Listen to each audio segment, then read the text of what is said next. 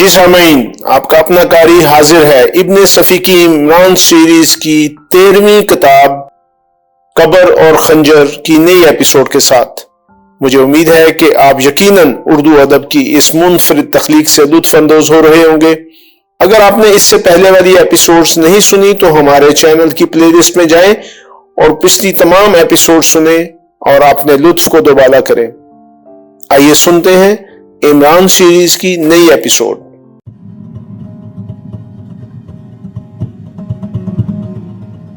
فیاض کے گھر سے نکل کر وہ سیدھا عیسائیوں کے قبرستان پہنچا۔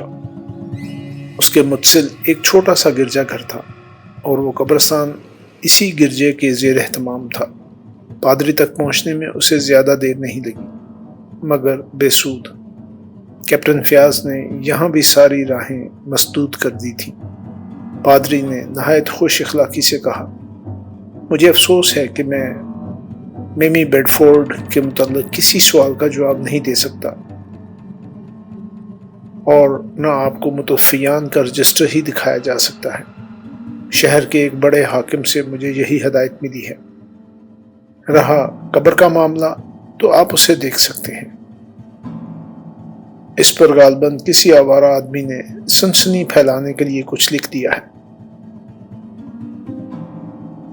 عمران نے بہت کوشش کی کہ اس سے کچھ معلوم ہو سکے، لیکن کامیابی نہ ہوئی۔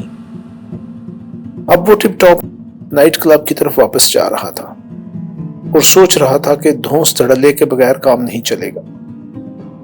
ان دونوں ویٹروں سے کچھ معلوم ہونے کی توقع نہیں تھی، کیونکہ انہیں براہ راست محکمہ سراغ رسانی کے سپرڈنٹ کی طرف سے متنبہ کیا گیا تھا۔ پھر اب اس کے علاوہ اور کوئی چارہ نہیں تھا کہ نائٹ کلب کے مینیجر کو ٹٹولا جائے۔ گو کہ اسے بھی فیاض نے زبان بند رکھنے کی تاکید کر دی ہوگی، مگر عمران اس کی بعض دکھتی ہوئی رگوں سے واقف تھا۔ ٹپ ٹاپ نائٹ کلب کا مینیجر بھی عمران کو اچھی طرح جانتا تھا، لیکن شاید اسے اس بات کا علم نہیں تھا کہ عمران اس کی بعض غیر قانونی حرکتوں سے بھی واقفیت رکھتا ہے۔ فیاض اور پرویز کلب سے واپس جا چکے تھے۔ عمران مینیجر کے کمرے کی طرف چلا گیا۔ یہ ایک دراز قد اور موٹا تازہ آدمی تھا۔ عمر 50 کے لگ بھگ رہی ہوگی۔ عام دولت مند آدمیوں کی طرح وہ بھی فارغ البال تھا، یعنی اس کی کھوپڑی انڈے کے چھلکے کی طرح چکنی اور شفاف تھی۔ اخا عمران صاحب، وہ اس سے گرمجوشی سے مصافحہ کرتا ہوا بولا، جب سے لیڈی جہانگیر گوشہ نشیں ہوئی ہیں آپ نے بھی آنا چھوڑ دیا، تشریف رکھیے۔ لیڈی جہانگیر، عمران نے ایک طویل سانس لے کر مغموم لہجے میں کہا، میں یہی دریافت کرنے آیا ہوں کہ آج کل وہ کیوں نہیں آتی؟ مجھ سے زیادہ آپ جانتے ہوں گے، مینیجر مسکرایا۔ آہا، بے خطر کود پڑا آتش نمرود میں عشق، کوئی بندہ رہا اور نہ کوئی بندہ نواز۔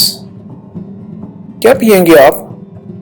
مینیجر نے گھنٹی کے بٹن پر انگلی رکھتے ہوئے کہا، خون جگر کے علاوہ آج کل اور کچھ نہیں پیتا۔ اوہو، تو آج کل آپ شاعر ہو رہے ہیں؟ ہاں، گریبان پھاڑتا ہے تنگ جب دیوانہ آتا ہے، خدا جانے کہاں سے کس طرح پروانہ دیوانہ مستانہ آتا ہے۔ دوسرا مصرع تو کچھ بڑا ہوا سا معلوم ہوتا ہے۔ ہاں، میں اپنے ہوش میں نہیں ہوں، بے خودی میں مصرع بڑھ گیا ہوگا۔ جب سے میمی بیڈفورڈ کے متعلق اخبارات میں پڑھا ہے، بھولی بسری یادیں تازہ ہو گئی ہیں۔ میں مجبور ہوں عمران صاحب، مینیجر یک بجک سنجیدہ ہو گیا۔ میمی بیڈفورڈ کے مسئلہ پر میری زبان بندی کر دی گئی ہے، میں اس کے متعلق کوئی گفتگو نہیں کر سکتا۔ آپ جیسے عظیم الشان آدمی کی زبان کون بند کر سکتا ہے؟ کیپٹن فیاض، مینیجر نے برا سا منہ بنا کر کہا۔ خیر، میں اس کے متعلق کچھ نہیں پوچھوں گا۔ کرنل جوزف کب سے کلب کا ممبر تھا؟ ایک ہی بات ہے مسٹر عمران، میمی بیڈفورڈ کا نام کرنل جوزف کے قتل کے بعد ہی ابھرا ہے۔ لہٰذا میں معذور ہوں۔ خیر جانے دیجیے، اب میں ایک تیسرا سوال کروں گا، عمران نے لاپرواہی سے کہا۔ اس کا تعلق صرف آپ کی ذات سے ہے۔ ضرور کیجیے۔ کلب میں شراب کی کتنی کھپت ہے؟ کیا سپلائی کرنے کا ارادہ ہے؟ مینیجر مسکرایا۔ نہیں، بلکہ ٹپ ٹاپ نائٹ کلب کے اس کولڈ سٹوریج کے متعلق معلومات حاصل کرنی ہے جس کا علم مینیجر اور 2 ملازموں کے علاوہ صرف Ali Imran MSc PhD London کو ہے۔ آپ کس کولڈ سٹوریج کی بات کر رہے ہیں مسٹر عمران؟ مینیجر آگے جھکتا ہوا بولا۔ وہ جو اس فرش کے نیچے ہے۔ عمران نے فرش کی طرف اشارہ کیا۔ مینیجر ہنسنے لگا۔ جب اچھی طرح ہنس چکا تو بولا، معلوم ہوتا ہے کہ آپ پینے لگے ہیں۔ نہیں، اب پیوں گا اسی کولڈ سٹوریج سے نکال کر، اور آپ کے رجسٹروں کی باقاعدہ چیکنگ کراؤں گا۔ آج یہ کوئی نئی بات نہیں، میں سالہ سال سے اس کا علم رکھتا ہوں، مگر بلا وجہ مجھے کیا ضرورت ہے کسی کے پھڈے میں ٹانگ اڑاؤں۔ مسٹر عمران، مینیجر اس سے زیادہ کچھ اور نہ کہہ سکا۔ اس کے چہرے پر سراسیمگی کے آثار تھے۔ اس نے اپنی پیشانی رگڑتے ہوئے نچلا ہونٹ دانتوں میں دبا لیا۔ میں بلا وجہ اتہام تراشی بھی نہیں کرتا۔ جو کچھ کہہ رہا ہوں اس کے لیے ثبوت بھی فراہم کروں گا۔ کیا اس کے داخلے کا راستہ کچن میں نہیں ہے؟ مسٹر عمران، مینیجر نے اس کے ہاتھ پر ہاتھ رکھ دیا۔ اس کا ہاتھ کانپ رہا تھا۔ میمی بیڈفورڈ، عمران نے آہستہ سے کہا۔ آخر آپ کو میمی سے کیا سروکار؟ مجھے نہیں یاد پڑتا کہ آپ اس زمانے میں یہاں آتے رہے ہوں۔ وہ میرے ایک دوست کی محبوبہ تھی۔ میں چاہتا ہوں کہ اس سلسلے میں اس کا نام نہ آنے پائے۔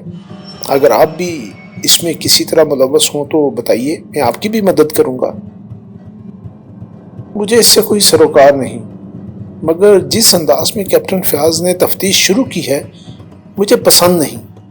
انہوں نے مجھ سے بالکل اسی طرح گفتگو کی تھی جیسے کرنل جوزف کو میں نے ہی قتل کیا ہو۔ نہیں، بدتمیز آدمی ہے۔ اس کی نظروں میں دوسروں کی کوئی وقت نہیں۔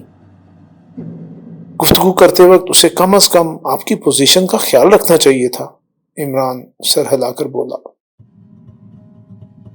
جواب میں مینیجر کیپٹن فیاض کو برا بھلا کہتا رہا۔ عمران اس کی ہاں میں ہاں ملاتا رہا۔ آخر مینیجر نے کہا، میں آپ کو ایک عورت کا پتہ بتا سکتا ہوں۔ وہ میمی کے متعلق سب کچھ جانتی ہے، لیکن میں نے اس کا تذکرہ کیپٹن فیاض سے نہیں کیا۔ کوئی خاص وجہ؟ عمران نے پوچھا۔ نہیں، بس میں نے نہیں بتایا۔ کیوں بتاؤں؟ جب فیاض صاحب شریفوں کی طرح گفتگو نہیں کر سکتے تو پھر کیا میں ان سے دبتا ہوں؟ قطعی نہیں، قطعی نہیں۔ آپ دیکھ لیجئے گا، بہت جلد یہاں سے فیاض کا تبادلہ کر دیا جائے گا۔ آئے دن اس کے خلاف درخواستیں پہنچتی رہتی ہیں۔ کیا آپ کو معلوم ہے کہ میمی کیسے مری تھی؟ مینیجر نے پوچھا۔ نہیں، میں نہیں جانتا۔ وہی عورت آپ کو بتائے گی۔ وہ میمی کی رازدار تھی، مگر اس زمانے میں اس کا منہ بند کر دیا گیا تھا۔ آپ کو علم نہیں؟ نہیں۔ واقعہ مجھے معلوم ہے، البتہ ان لوگوں کو نہیں جانتا جن کا ہاتھ اس کی موت میں تھا۔ واقعہ ہی بتا دیجئے۔ کچھ لوگ اسے زبردستی اٹھا لے گئے تھے۔ دوسرے دن ایک گلی میں بے ہوش پائی گئی اور تیسرے دن ہسپتال میں دم توڑ دیا۔ کیا وہ کوئی پیشہ ور عورت نہیں تھی؟ عمران نے پوچھا۔ نہیں مسٹر عمران، وہ صرف رقاصہ تھی، اپنا جسم نہیں بیچتی تھی۔ اس شاخ کی تعداد مچھروں سے زیادہ رہی ہوگی۔ یقیناً اس کے زمانے میں جتنے مستقل ممبر تھے کبھی نہیں رہے۔ کرنل جوزف ممبر تھا؟ جی ہاں، وہ بھی ممبر تھے، اب تک رہے ہیں۔ لیکن ان کی لاش میں میمی بیڈ فورڈ کے نام کا خنجر پایا جانا حیرت انگیز ضرور ہے۔ حیرت انگیز کیوں ہے؟ عمران نے پوچھا۔ اگر کسی نے انہیں انتقامی جذبے کے تحت قتل کیا ہے تو یہی کہا جا سکتا ہے کہ وہ میمی والے حادثے میں شریک رہے ہوں گے۔ ہو سکتا ہے، عمران سر ہلا کر بولا۔ وہ ایک عیاش طبع آدمی تھا، بہت زیادہ، مگر میں نے انہیں کبھی میمی کی طرف جھکتے نہیں دیکھا۔ آہا، تو شاید آپ میمی کے اشاعت پر خاص طور سے نظر رکھتے تھے۔ مینیجر نے اس بات کا کوئی جواب نہیں دیا۔ عمران ہی پھر بولا، وہ آپ کو بھی اچھی لگتی رہی ہوگی۔ قدرتی بات ہے مسٹر عمران، اچھی چیز ہر ایک کو اچھی لگتی ہے۔ اسی بات پر لیڈی جہانگیر یاد آ رہی ہیں، مگر خیر میں انہیں کسی دوسرے موقع پر بھی یاد کر سکتا ہوں۔ آپ مجھے اس عورت کے متعلق بتانے جا رہے تھے۔ اس کا نام سونیا ہے، مینیجر آگے جھک کر آہستہ سے بولا۔ مگر کیا آج کل کیپٹن فیاض سے آپ کی لڑائی ہے؟ پہلے آپ ان کے لیے کام کرتے تھے۔ مجھے وہ رات آج بھی یاد ہے مسٹر عمران، جب آپ نے یہیں سر جہانگیر کے ہاتھوں میں ہتھکڑیاں ڈالی تھیں۔ آج کل کیپٹن فیاض سے میرے تعلقات خراب ہو گئے ہیں، محض اسی لیے اس نے آپ کی زبان بندی کی ہے۔ ہاں، تو وہ عورت سونیا میمی کی رازدار تھی اور ہم پیشہ بھی، لیکن وہ گرینڈ ہوٹل میں ملازم تھی۔ اس نے ایک بار مجھ سے اشارتاً کہا تھا کہ اگر وہ چاہے تو یہاں کی کئی سربراہ ہستیوں کو پھانسی کے تختے پر دیکھ سکتی ہے، لیکن یہ حقیقت ہے کہ اس کے ہونٹوں پر چاندی کے کفل لگا دیے گئے تھے۔ کفل لگانے والے؟ ان کے بارے میں مجھے کچھ نہیں معلوم۔ سونیا آپ کو بہت کچھ بتا سکے گی، بشرطے کہ آپ اس کی زبان کھلوانے میں کامیاب ہو جائیں۔ سونیا کہاں ملے گی؟ اب وہ اپنا ذاتی بزنس کرتی ہے۔ 13 اسٹریٹ جہاں 0 روڈ سے ملی ہے، اسی جگہ بائیں ہاتھ سونیا کارنر ہے، ایک مختصر سا ریسٹوران اور بار۔ یوریشن ہے؟ عمران نے پوچھا۔ نہیں، دیسی عیسائی، مگر وہ اب بھی، مطلب یہ کہ کافی پرکشش ہے۔ آپ اسے یوریشن ہی سمجھیں گے۔ اچھا، یہ میمی بیڈ فورڈ یوریشن تھی، مینیجر نے ایک طویل سانس کے ساتھ کہا۔ اچھا، ہو سکتا ہے کہ میں آئندہ بھی آپ کو تکلیف دوں، عمران اٹھتا ہوا بولا۔ مگر مسٹر عمران، وہ کولڈ اسٹوریج، میرا مطلب یہ کہ اب وہ مجھے کبھی یاد نہ آئے گا۔ ویسے میں 5 سال سے واقف ہوں، ان چیزوں سے مجھے کوئی سروکار نہیں جو میری راہ میں حائل نہ ہو۔ آپ اطمینان رکھیں۔ عمران کمرے سے نکل گیا۔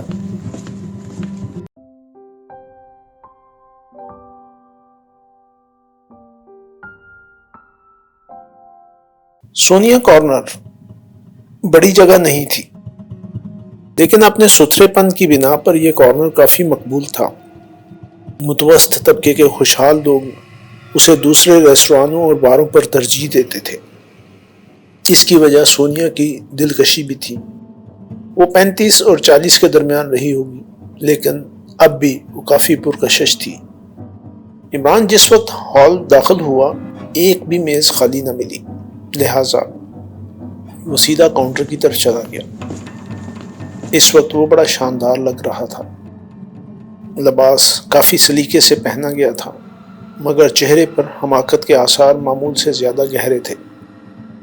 شاید سونیا کے سارے گاہک جانے پہچانے تھے، اس لیے اس نے کاؤنٹر کے قریب اس نے چہرے کو گھور کر دیکھا۔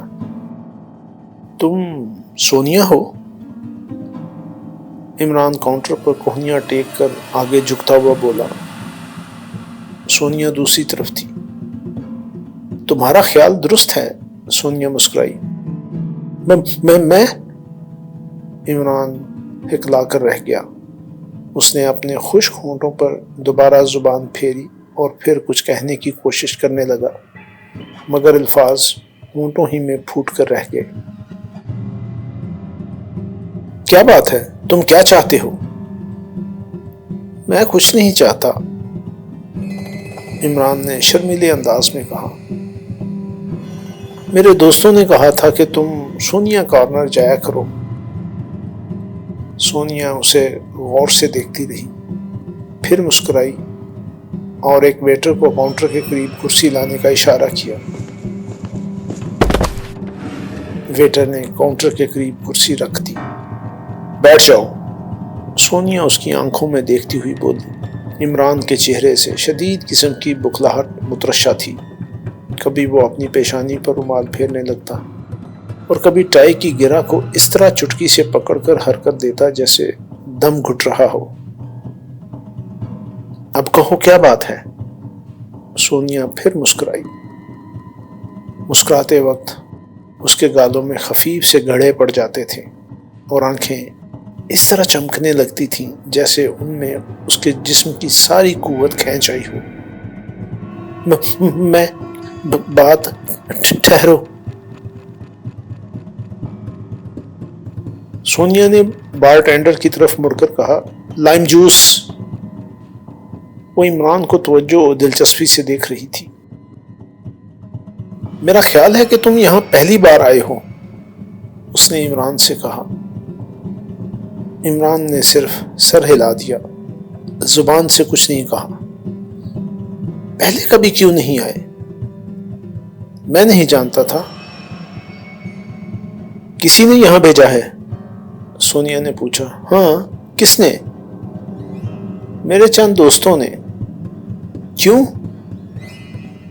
میں دراصل انگلینڈ جانا چاہتا ہوں، لیکن میں عمران پھر خاموش ہو گیا اور سونیا اس کی طرف لائم جوس کا گلاس بڑھاتی ہوئی بولی، لو اسے پی لو، تم بہت نروس قسم کے آدمی معلوم ہوتے ہو۔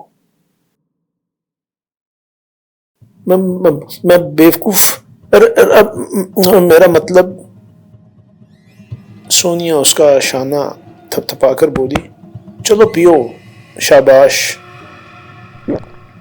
عمران ایک ہی جھٹکے میں پورا گلاس چڑھا گیا اور رومال سے کان صاف کرنے لگا، پھر اس طرح ہونٹ خشک کرنے کے لیے اسے گردش دی جیسے وہ بے خیالی میں کانوں کی طرف چلا گیا۔ سونیا اس کی ایک ایک حرکت بغور دیکھ رہی تھی، لیکن عمران کے انداز میں اتنی بے ساختگی تھی کہ اسے بناوٹ کا شبہ تک نہ ہو سکا۔ پھر وہ اٹھی اور عمران کو اپنے ساتھ آنے کا اشارہ کرتی ہوئی ایک کمرے میں چلی گئی۔ متعدد آنکھیں انہیں گھور رہی تھیں۔ بیٹھو، اس نے ایک کرسی کی طرف اشارہ کیا۔ عمران بے ڈھنگے پن سے کرسی میں گر کر ہانپنے لگا۔ کیا بات ہے؟ تم کون ہو؟ سونیا اس کے سامنے بیٹھتی ہوئی بولی، میں AIPCD قریشی ہوں۔ اتنا لمبا چوڑا نام؟ ویسے سب قریشی صاحب کہتے ہیں، عمران دفتن لہک کر بولا، مگر سچی بات یہ ہے کہ میں قریشی نہیں ہوں، یہ تو میں نے انتقاماً اپنے نام کے ساتھ قریشی کا اضافہ کر لیا ہے۔ انتقاماً کیوں؟ ایک لمبی کہانی ہے۔ تمہارا پورا نام کیا ہے؟ عمران نے بے تکلفانہ لہجے میں پوچھا۔ کیوں؟ سونیا اسے گھورنے لگی۔ بس یوں ہی، پھر میں بھی تمہیں اپنے انتقام کی کہانی سناؤں گا۔ تم عجیب آدمی ہو۔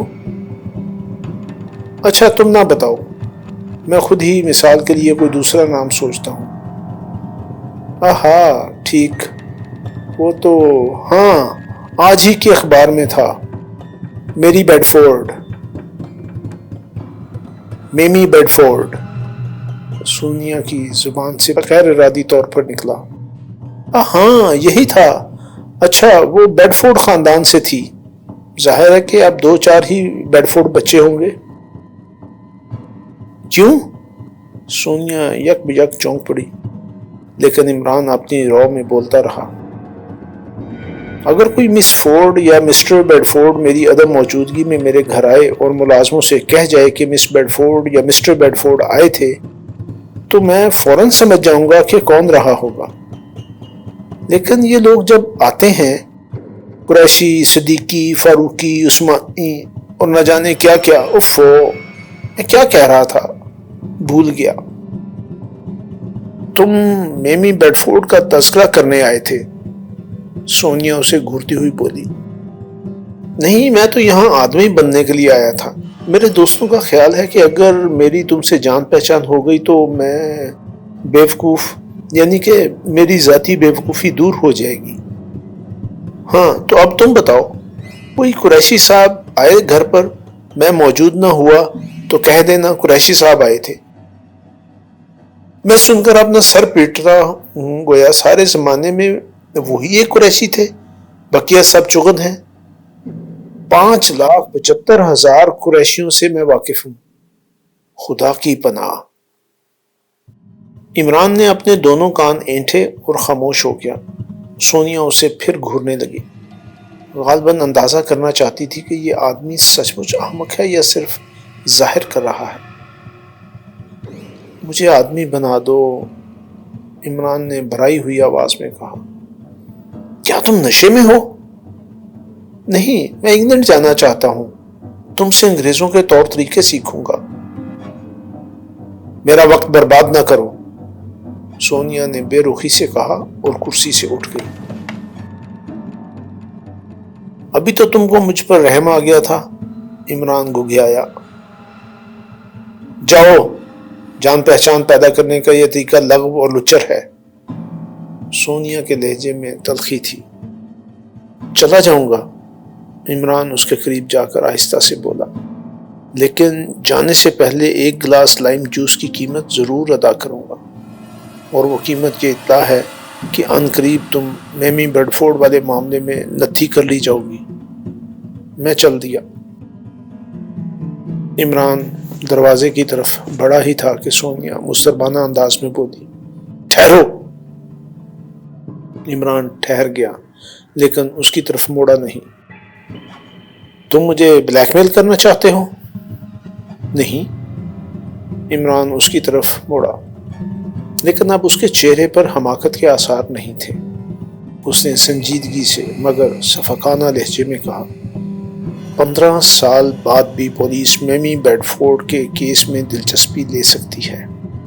15 سال پہلے تم نے قانون کی مدد نہیں کی تھی. تم اپنے جرم سے بخوبی واقف ہو، اور تمہارے جرم سے شاید 2 آدمی واقف ہیں، ایک ٹپ ٹاپ نائٹ کلب کا مینیجر اور دوسرا میں. تم کیا چاہتے ہو؟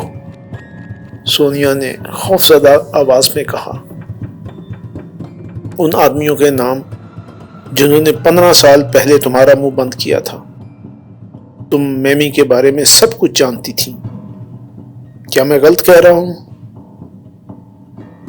سونیا کچھ نہ بولی، سینڈل کی ٹو سے فرش کھرچتی رہی. تمہارے پاس کیا ہے کہ میں تمہیں بلیک میل کروں گا؟ میں ان آدمیوں کے نام چاہتا ہوں، اس سے بہتر موقع پھر ہاتھ نہ آئے گا. مگر ہو سکتا ہے کہ میری زندگی خطرے میں پڑ جائے، سونیا نے کپ کپاتی ہوئی سی آواز میں کہا. کیوں؟ تمہاری زندگی کیوں خطرے میں پڑ جائے گی؟ ان لوگوں سے صرف میں ہی واقف ہوں. انہیں یقین ہے کہ اگر کوئی دوسرا اس سے واقف ہوتا تو اس کا کھلا ہوا مطلب یہی ہوگا کہ میں نے بتایا ہے. تمہاری حفاظت کا ذمہ لیتا ہوں. تم کون ہو؟ میں کالا چور ہوں. تمہیں اس سے غرض نہ ہونی چاہیے. جو کچھ تم سے پوچھ رہا ہوں اگر اس کا جواب نہ دو گی تو آدھ گھنٹے کے اندر اندر تمہیں محکمہ سراغ رسانی کے سپرڈنٹ کیپٹن فیاض سے 2 چار ہونا پڑے گا. سونیا چاروں طرف دیکھتی ہوئی بولی، میں یہاں اس جگہ گفتگو نہیں کر سکتی. میرے ساتھ آؤ. چلو، مگر مجھے جلدی ہے. ادھر ادھر کی باتوں میں وقت خراب نہ کرنا. سونیا دروازے کی طرف بڑھی، لیکن ٹھیک اسی وقت ایک آدمی کمرے میں گھس آیا. یہ ایک دراز کا یوریشین تھا. تم یہاں کیا کر رہی ہو؟ اس کا لہجہ دھمکانا تھا. تم سے مطلب؟ سونیا جھنجھلا گئی. اوہو، آسمان پر اڑ رہی ہو آج. یہ چھوکرا کون ہے؟ Shut up. اوہ. یوریشین نے اس کی کلائی پکڑ لی اور خونخوار آنکھوں سے اسے گھورتا ہوا بولا، تم اس نئے عاشق کے سامنے میری توہین نہیں کر سکتی. اے زبان سنبھال کر. عمران بگڑ گیا. عاشق ہوں گے تم، میں تو سیکنڈ لیفٹیننٹ ہوں. میرا ہاتھ چھوڑو.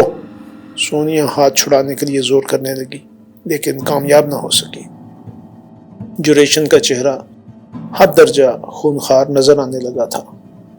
ہاتھ چھوڑ دو میرے دوست، ورنہ تمہیں اپنے ہاتھ کی ڈریسنگ کرانی پڑے گی، عمران نے آہستہ سے کہا. جواب میں یوریشن نے سونیا کو اس طرح جھٹکا دیا کہ وہ عمران پر آ رہی.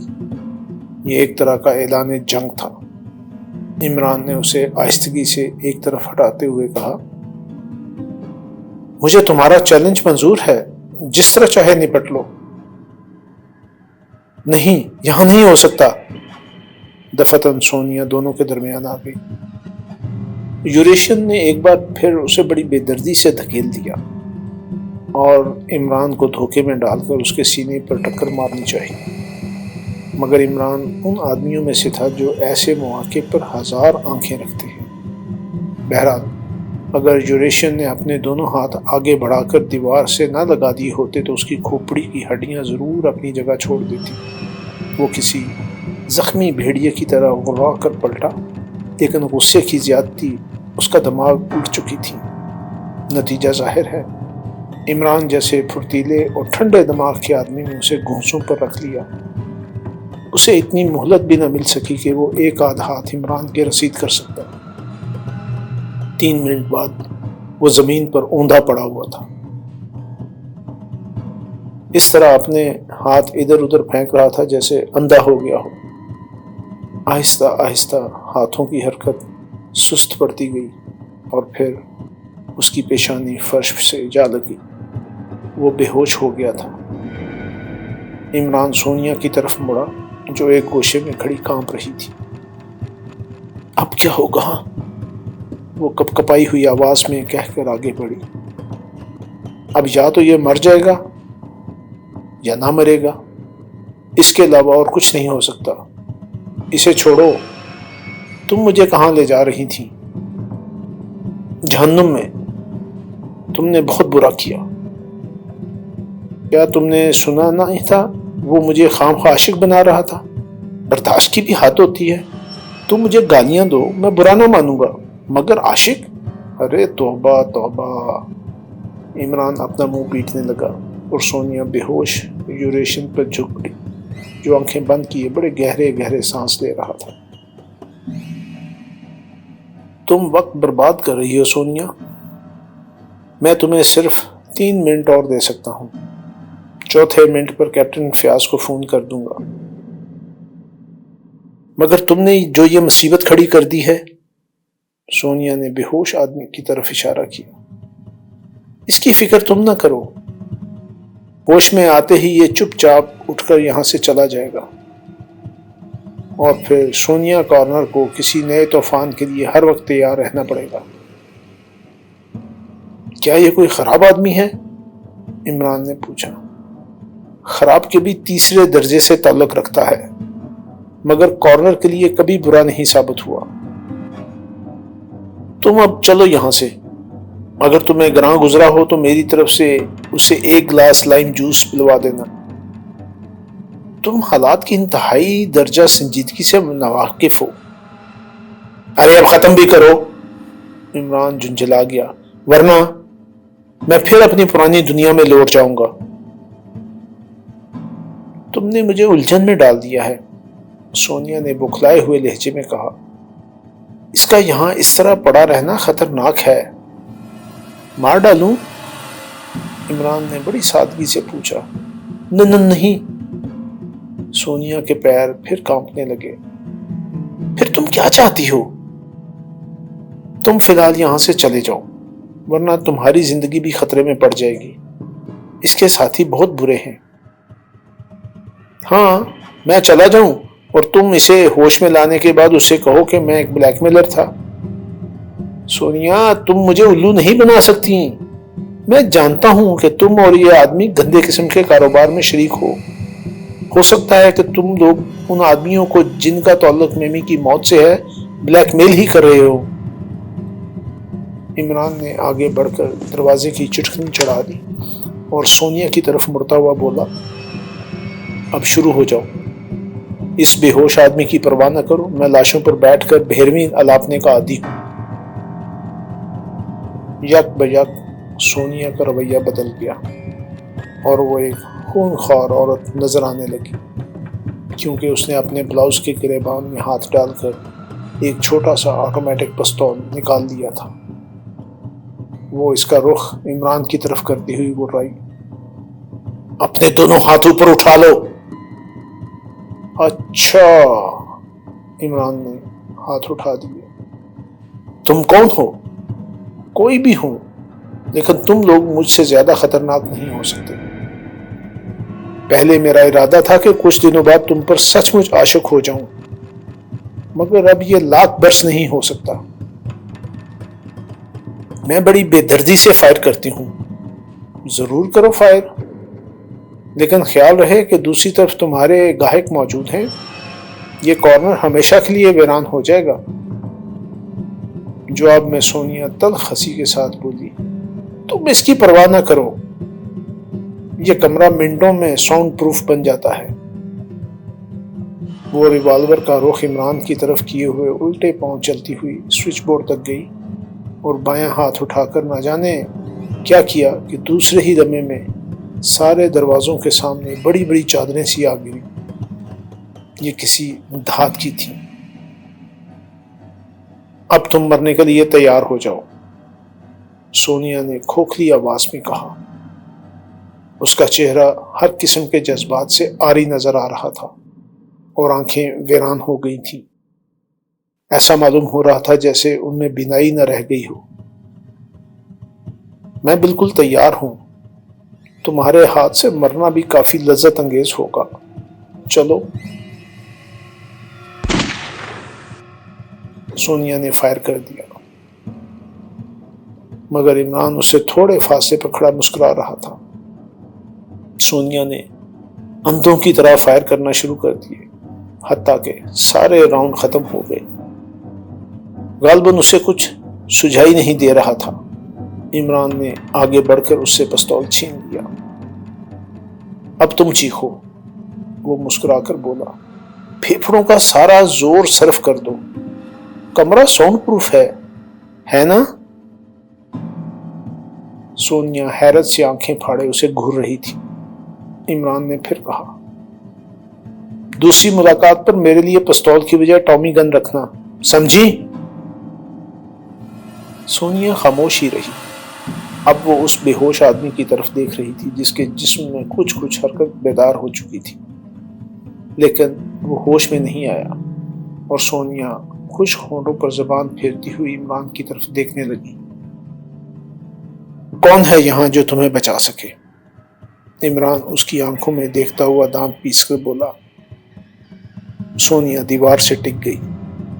عمران پھر بولا، وہ لوگ کون تھے جنہوں نے میمی؟ میں کچھ نہیں جانتی، میں نہیں جانتی۔ میں گلا گھونٹ کر مار ڈالتا ہوں۔ عمران کے لہجے میں بے دردی تھی۔ تمہارے 10 آدمی بھی میرا کچھ نہیں بگاڑ سکتے، سمجھی؟ بس اب شروع ہو جاؤ۔ عمران نے جیب سے نوٹ بک اور قلم نکال دیا۔ چلو جلدی کرو، مگر اس سے پہلے میرے ایک سوال کا جواب دو۔ میمی کا انتقام کون لے سکتا ہے؟ میں کسی میمی کو نہیں جانتی۔ اس کے لیے میں کم از کم 10 شہادتیں رکھتا ہوں۔ تم اس سے انکار کر کے اپنی گردن نہیں بچا سکتی۔ میں وعدہ کرتا ہوں کہ تمہارے کان نہیں کاٹوں گا، اور اگلے سال کی شروعات تک تم پر عاشق ہونے کی بھی کوشش کروں گا۔ وہ بڑی مشکل سے کچھ اگلنے پر آمادہ ہوئی، لیکن ایسے حالات میں کسی بات پر یقین کر لینا ممکن نہیں تھا۔ عمران اس کی باتیں غور سے سنتا رہا اور اس نے 5 نام بھی نوٹ کیے۔ پھر وہ داستان کے اس حصے پر پہنچی جہاں سے میمی کے ایک محبوب کا وجود شروع ہوتا تھا۔ اس کا نام کیا تھا؟ عمران نے پوچھا۔ راجن، لیفٹیننٹ راجن۔ وہ ان دنوں شہر میں موجود نہیں تھا۔ اس نے میمی کی موت کی خبر سنی، یہاں آیا، مجھ سے بھی ملا۔ ہم دونوں ایک دوسرے کو بہت قریب سے جانتے تھے۔ تم نے اس پر ان 6 آدمیوں کے نام ظاہر کر دیے ہوں گے؟ ہرگز نہیں، میں مزید کشت و خون نہیں دیکھنا چاہتی تھی۔ راجن انہیں شاعر عام پر گولی مار دیتا، وہ ایسے ہی تیکھے مزاج کا آدمی تھا۔ اس کے بعد پھر کبھی اس سے ملاقات ہوئی تھی؟ نہیں، میں نے اسے پھر کبھی نہیں دیکھا۔ آخری بار 1943 میں مجھے اطلاع ملی تھی کہ وہ مشرق بعید کے محاذ پر بھیج دیا گیا ہے۔ پھر اس کے بعد سے اس کے متعلق میں آج تک لا علم ہوں۔ تم ان 6 آدمیوں کو بلیک میل کرتی رہی ہو؟ عمران نے پوچھا۔ یہ سراسر بہتان ہے، میں کبھی کسی گندے کام میں ہاتھ نہیں ڈالتی۔ تم نے اس زمانے میں پولیس کو اطلاع کیوں نہیں دی تھی؟ میں خائف تھی، ان سے ڈرتی تھی۔ نام تمہارے پاس ہیں، ان کی شخصیتوں پر غور کرو، کیا پولیس اسے بابر کر لیتی؟ البتہ دوسری صورت میں پولیس کی حفاظت میں بھی نہ جا سکتی، اور شاید میرا بھی وہی انجام ہوتا جو میمی کا ہوا تھا۔ اور وہ بہت اچھی تھی، بہت نیک، وہ اپنا جسم نہیں بیچتی تھی، اسی لیے اس کا یہ انجام ہوا۔ تم بھی ویسی ہی شریف اور نیک ہو، کیوں؟ میں نے نہیں کہا۔ اگر میں شریف اور نیک ہوتی تو میرے بلاؤز کے گریبان سے آٹومیٹک پستول کی بجائے گلاب کا پھول نکلتا، یہ کمرہ ساؤنڈ پروف نہ ہوتا۔ مگر اب میں ایسی بری بھی نہیں ہوں کہ بلیک میلنگ جیسا بزدلانہ پیشہ اختیار کروں۔ میں تم پر عاشق ہونا چاہتا ہوں، میرا وقت نہ برباد کرو، سونیا برا سا منہ بنا کر بولی۔ اگر اسی شہر میں رہتے ہو تو اپنا انجام دیکھ لو گے۔ خیر میں کہیں تمہارے عشق میں دور و دیوار سے سر نہ ٹکراتا پھروں۔ اب یہ اپنا ساؤنڈ پروف وغیرہ ہٹاؤ، میں باہر جانا چاہتا ہوں۔ سونیا اپنی جگہ سے ہلی بھی نہیں۔ عمران نے محسوس کیا جیسے وہ اسے کچھ دیر اور روکنا چاہتی ہو۔ شاید اس کا خیال درست بھی تھا، کیونکہ دوسرے ہی لمحے میں سونیا نے اس کے بارے میں پوچھ گچھ شروع کر دی، اور گفتگو کا انداز کچھ اس قسم کا تھا جیسے وہ دونوں دوستانہ طور پر مل بیٹھے ہوں۔ ہاں ٹھیک ہے، بالکل ٹھیک ہے۔ عمران آہستہ آہستہ بڑبڑاتا ہوا اس کی طرف بڑھنے لگا، اور سونیا اپنی جگہ سے کھسکنے لگی۔ عمران کا چہرہ اسے ڈراؤنا معلوم ہو رہا تھا۔ اچانک عمران نے جھپٹ کر اس کی گردن پکڑ لی۔ سونیا کی ہسٹریائی انداز کی چیخیں اس کے کان پھاڑ رہی تھیں، مگر کمرہ ساؤنڈ پروف تھا، اس لیے وہ اطمینان سے اپنی گرفت تنگ کرتا رہا، حتیٰ کہ سونیا بے ہوش ہو کر اس کے بازوؤں میں جھول گئی۔ اس نے اسے آہستگی سے ایک طرف ڈال دیا اور سوئچ بورڈ کی طرف جھپٹا۔